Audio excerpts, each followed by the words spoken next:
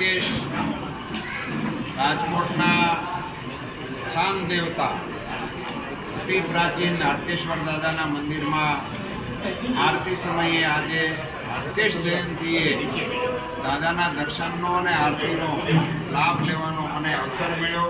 હાટકેશ જયંતિએ હું સૌ રાજ્યના અને રાષ્ટ્રભરના નાગર બંધુઓને મારા જય હાટકેશ કહેવડાવું છું. આપ સૌને શુભકામનાઓ પાઠવું છું.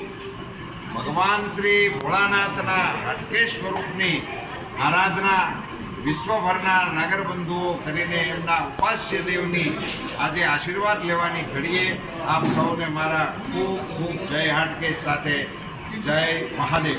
જય મહાદેવ કી